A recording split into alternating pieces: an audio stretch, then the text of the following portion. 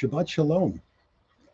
This is Rabbi Stanway from Congregation B'nai Israel. This week's portion begins with a strange word, Eikev. Eikev usually means because, but its more literal meaning is heel. Moses tells the people, V'haya Eikev tishma'un, and it shall be on the heel of your listening to these laws that God will keep the covenant.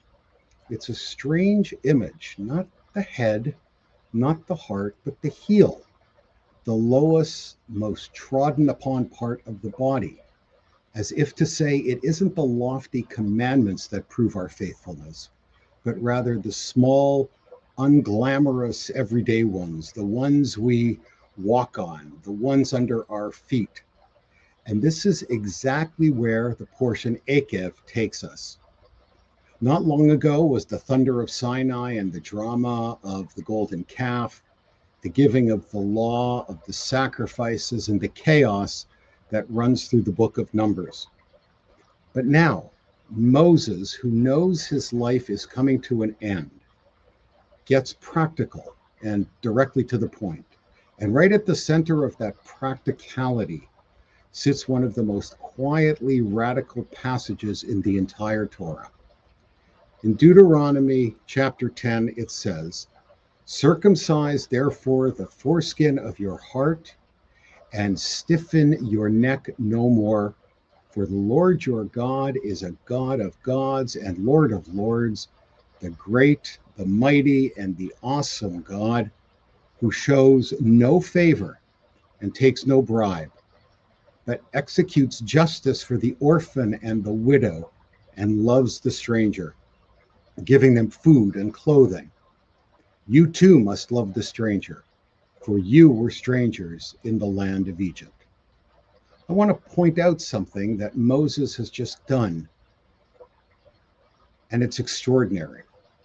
He has taken the two things that we usually keep in separate boxes, love and justice, and he welded them together into a single sentence, a single divine characteristic trait, as a single human obligation. We tend to think of love as a feeling and justice as a system. Love is warm, justice is impartial and sometimes cold. Love plays favorites. We love our children, we love our friends, we love our people. Justice, by definition, plays no favorites at all. It shows no favor and takes no bribe. How can the same God in the same breath be described both ways? And how can we, mere heel-treading mortals, be commanded to do both at once? Deuteronomy's answer is this, and that it's a false choice. God's love is not sentimental. It moves towards the orphan, the widow, the stranger, the very people with no social power to earn anyone's favor. And God's justice is not cold. It is animated by love, aimed at protecting exactly those who justice, as mere fairness, might otherwise overlook. In Torah's vision, love without justice is just favoritism with better PR. And justice without love is just bureaucracy with a gavel.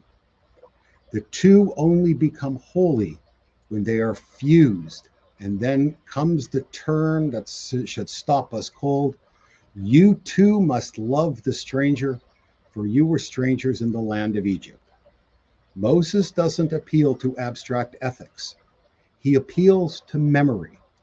You know what it feels like to be the outsider, the vulnerable one, the person justice systems were not built to protect.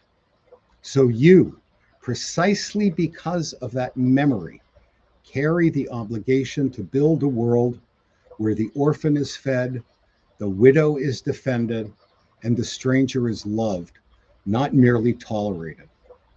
This is what circumcising the heart means, not softness for its own sake, and not rigid rule, following for its own sake, but cutting away whatever hardness keeps our love from reaching all the way down into how we structure our communities, our courts, our tables, our welcomes.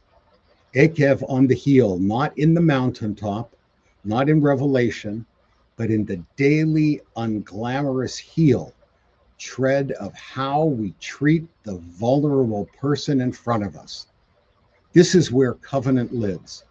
This is where love becomes justice and justice becomes loving. May we, like the God we are called upon to imitate, learn to hold both in the same hand. And may our heels, the lowest and most ordinary part of us, carry that love into the world. And I wish you on this Shabbat Eikev a Shabbat Shalom.